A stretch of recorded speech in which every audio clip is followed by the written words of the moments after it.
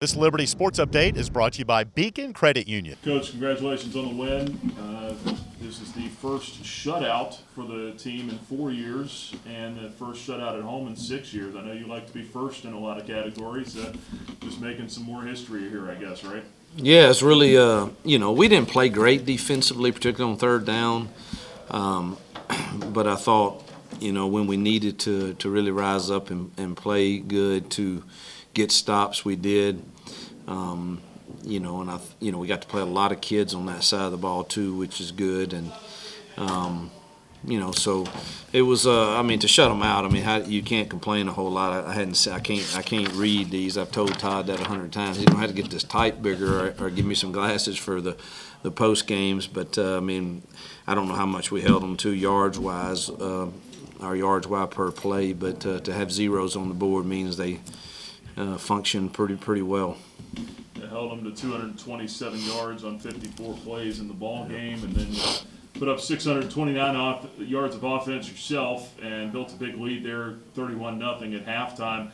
What was the plan coming in here to today? It looked like you guys were able to kind of hit on some of those shots in the one-on-one matchups. Yeah, well, they force you. I don't know how much y'all are paying attention to what their defenses are doing, but I don't know if I've coached in a game that had 8 men already rolled down in the box pre-snap as much as I saw today. And some of that is I'm not saying that to make light. They've had their issues of not being able to have team meetings, and you have only 3 practices here, and so whatever issues there are, you're doing what is giving your kids the best chance to try to compete.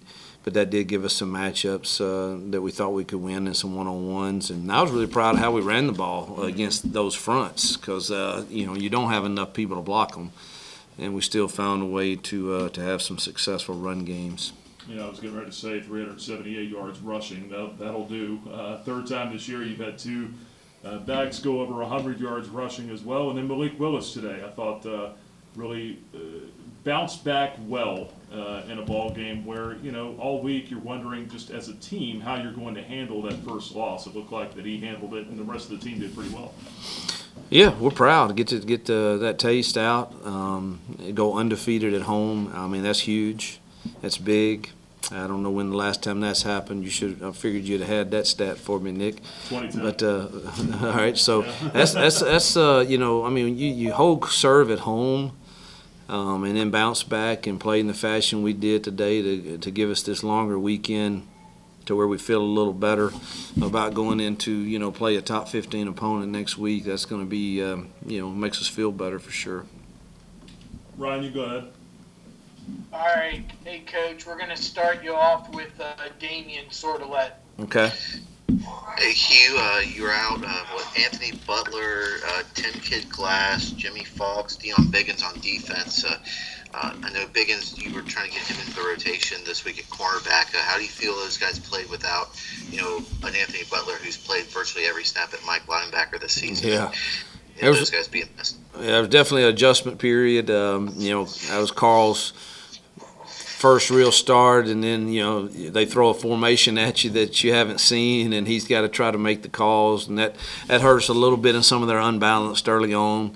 But I thought after that, those other younger guys settled in and played pretty steady. I don't think they were a huge issue. The explosive plays we gave up were more in the passing game. After he scrambled around a little bit, and so I thought everybody settled in, the young kids, and played solid. If you had a checklist for what you wanted to do in today's game, kind of like a Black Friday type of deal, did you think you got everything checked off? I do. Shutout at home, rushed for over 300 yards. We're consistent on third down, other than at the end. But at halftime, I think we were 5 of 6 or something, and had the game in control. I think I don't know that I would be. Other than maybe giving up the explosive plays, we took care of the ball on offense. We took it away on defense. So I think we checked about every box. I think we stayed healthy. So pretty pleased. Coach, next question for you comes from Ed Lane. Coach, over the course of the game, it seemed like the defensive line really started to continue to intensify the pressure they put on UMass. How much of that was a product of what you guys were able to do extending the lead, and how much of that was them just warming up and really coming on? No, I don't think it has anything to do with them warming up. I think if you consistently win first down and put teams in second and longer, you can make some calls where it turns your D-line loose to be athletic. And I don't think we got many sacks today, but I know that we put pressure on him with those guys. So it was good to see him. And we're playing a bunch of young kids there too, so it was really good. Back to Damien. Hugh, this year, opposing teams are 3 of 10 on field goals this year. And, is it just the way this defense holds there when they get into the red zone and the ability on third down to get a sack or force some pressure to force those longer field goals? Because I haven't seen like a more obscure stat where you guys teams have field goal opportunities and just can't convert.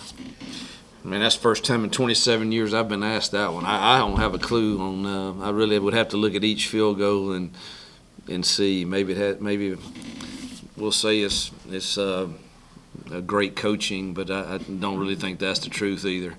I really don't know. That's interesting. I don't think we've put enormous pressure on field goal teams, and I really don't know how to answer that one.